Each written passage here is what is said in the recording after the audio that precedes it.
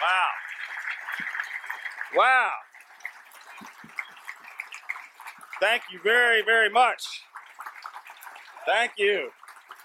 Thank you. Good afternoon. Wow. Somebody's been drinking coffee. Thank you very, very much. I would say it looks like Maryland is open for business. What do you think? Take a look around this room. This is a heck of a crowd for MBRG. I want to thank you very much. It's really great to be here with you, and I want to thank Steve for that very kind introduction. He gave you most of my speech, talked about all the great things, so I'm going to skip ahead. But thank you for the outstanding job that you're doing as my county executive here in Anne Arundel County.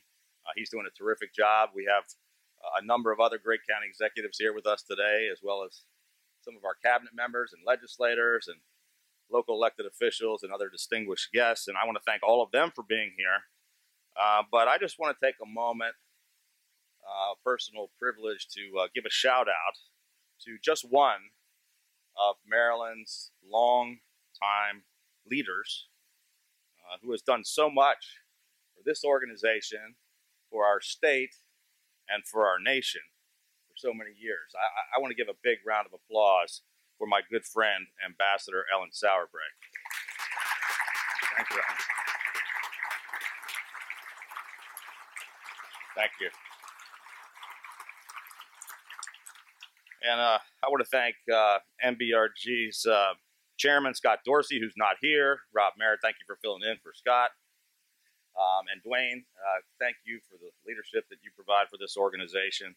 Thank you for not only inviting me again this year, but for all the great work that MBRG does to promote business and to promote economic growth in our state.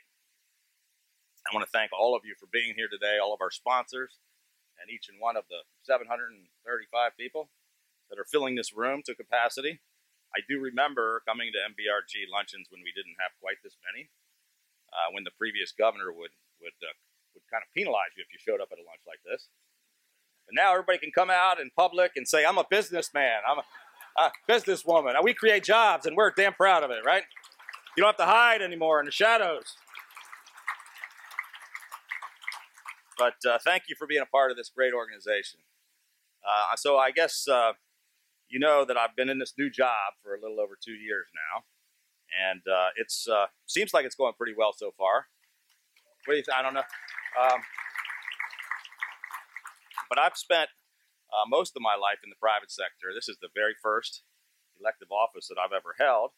And just like many of you, I've been in business. I started and grew several small businesses here in Maryland. I've been a long-time supporter of MBRG, and I understand the importance of the business community. So I wanted to start out today by just saying thank you. Thank you for doing business here in Maryland, and thank you for the critical role that all of you are playing in the incredible economic resurgence that we're experiencing here in Maryland. A little over 2 years ago, I stood on the steps of our historic State House in Annapolis, and I promised to put Maryland on a new path. I promised to create a more competitive and more business-friendly future for our state, to grow our private sector, put more people to work, and turn our economy around. And this doesn't usually happen, apparently, in politics. I don't know, I'm new to this, but we've been doing exactly what we said we were going to do. Can you imagine?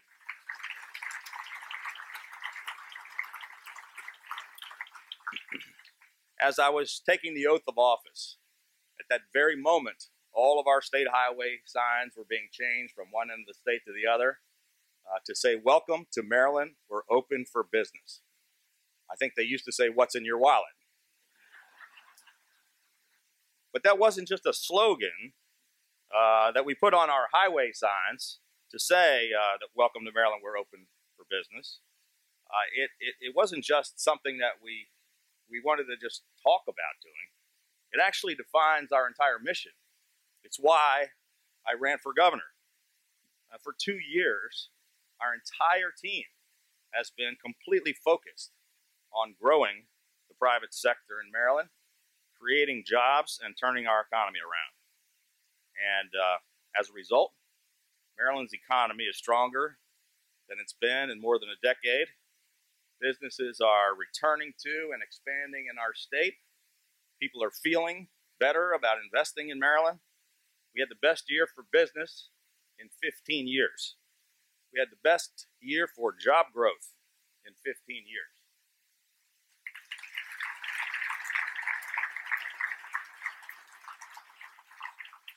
It looks like we had the best year for lunches at MBRG in 15 years. I don't know if that's true or not, but in a while. But we've cut our unemployment rate to 4.3%. At one point, it was up to about twice that high in the previous administration.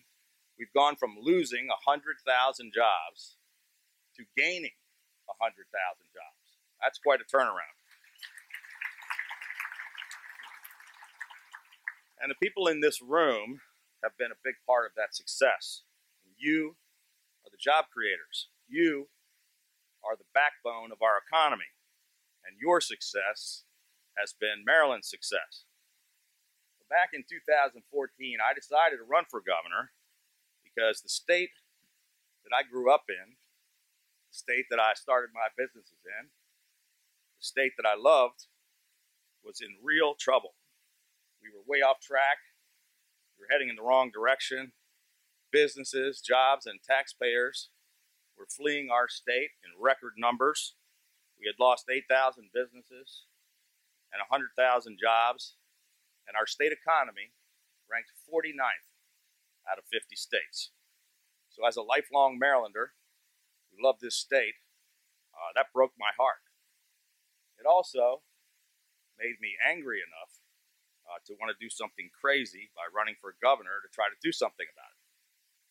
But I ran promising that we were going to do everything in our power to turn our economy around, and we have. We have experienced one of the greatest economic turnarounds of any state in the nation. In just 2 years, Maryland's overall economic performance has grown to the top 10 states in the United States of America, from 49.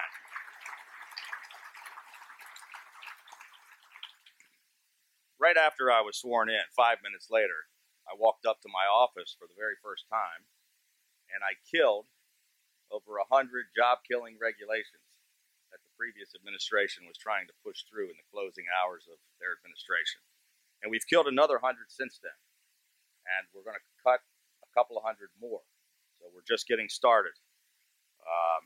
The very next day, after a really good inaugural ball party that lasted until the wee hours in the morning, where I shook hands with, I think, 14,000 people, the very next morning, we submitted the very first balanced budget in more than a decade, which eliminated nearly all of the $5.1 billion structural deficit which we inherited.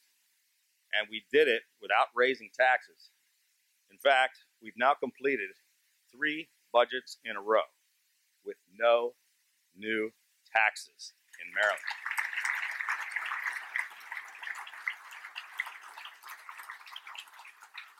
In fact, believe it or not, we've actually cut taxes 3 years in a row, which is something previously, I think, unheard of and maybe even unthinkable in the state of Maryland. But we've cut taxes by more than $700 million, and again, we're just getting started.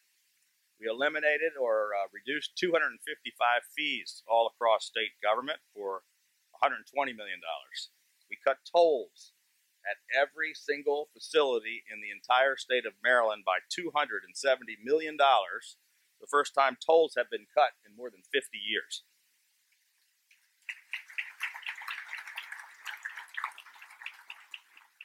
We returned $200 million in personal income tax rebates to overtaxed Marylanders.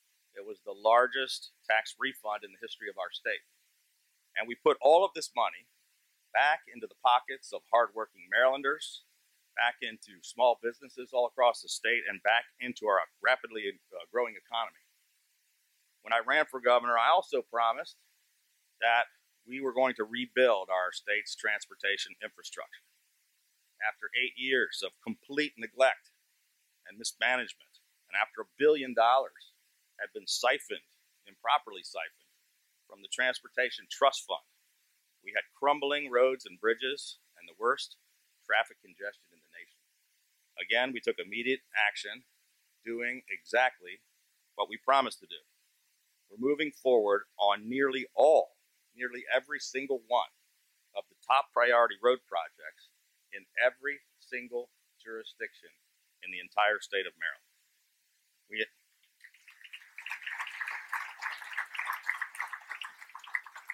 We inherited 69 structurally deficient bridges, and we're fixing every single one of them.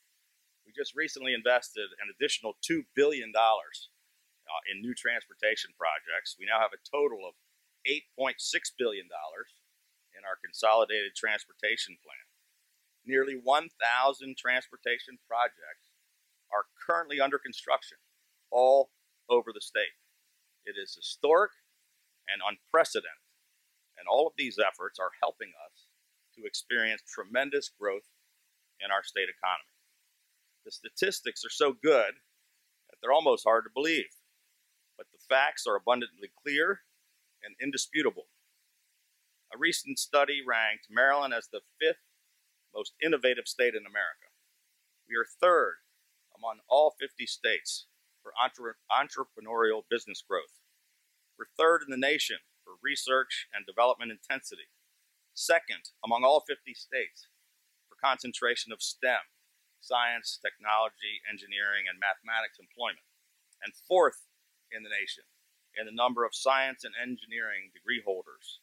Maryland ranks 3rd among all states for the highest share of technology companies, and we are number 3 in the United States of America for the highest research and development spending per capita.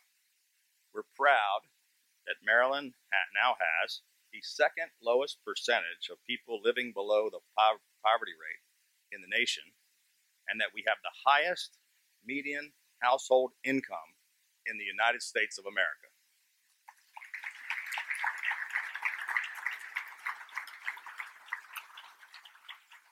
Together with your help, we have created an exciting economic resurgence. Maryland truly is open for business. U.S. News and World Report recently ranked the best states in the nation, compiling data in 68 different categories, from education to opportunity to transportation to the economy. And I'm proud to report that Maryland beat out 42 other states, and we are now ranked the 8th best state in the United States of America. That's quite a turnaround.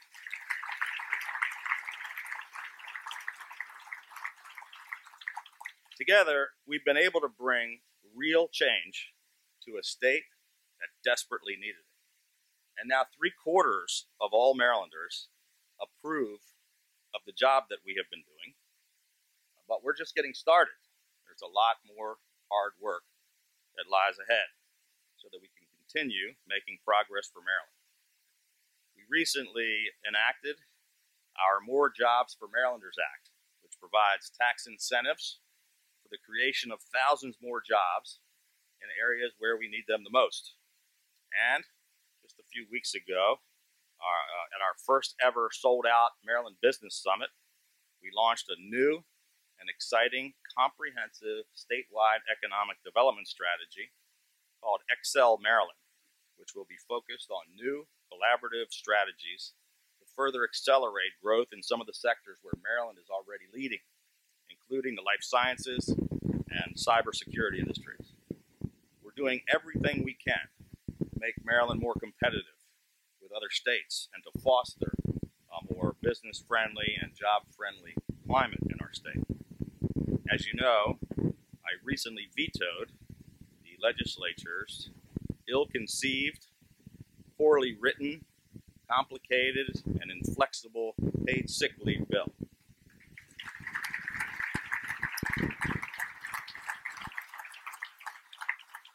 Which, if allowed to go into law, could cost Maryland thousands of jobs and billions in economic output, with small businesses bearing the brunt of the burden. Instead of helping hardworking Marylanders, the legislature's bill instead simply places unnecessary and crippling hardships on employers, particularly small businesses.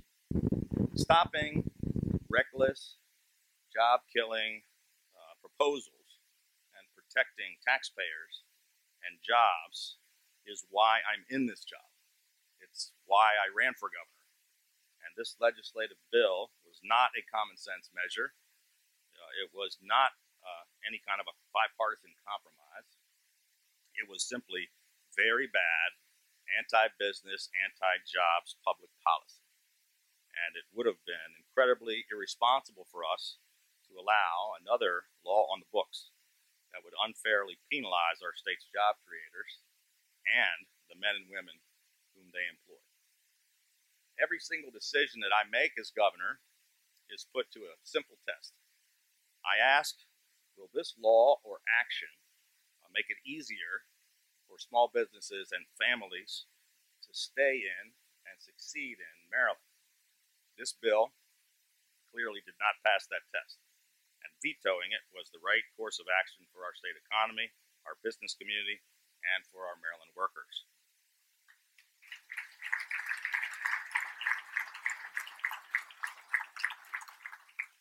But we will need everyone in this room to assist us in this fight in order to stop the legislature from overriding this common sense veto. We can't do it by ourselves. We simply cannot allow them to return us back to the failed economic policies of the past. Frankly, we can't continue to make positive progress without your help. And I want to thank MBRG, along with each and every one of you here today, for being such an important part of Maryland's amazing economic resurgence. It's thanks to you that Maryland truly is open for business. Together, we've made a great deal of progress over the past 2 years, and we're not done yet. We're just getting started. And hey, look, if we can accomplish all of this over 2 years while dealing with partisanship, 2/3 of the legislature fighting against us on nearly everything, and while dealing with riots and battling aggressive and advanced cancer, just imagine how much progress we can make together over the next 6 years.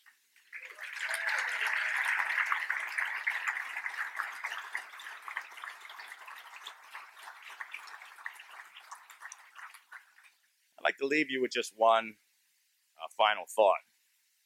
My 18-month battle with cancer taught me a little bit about the important things in life.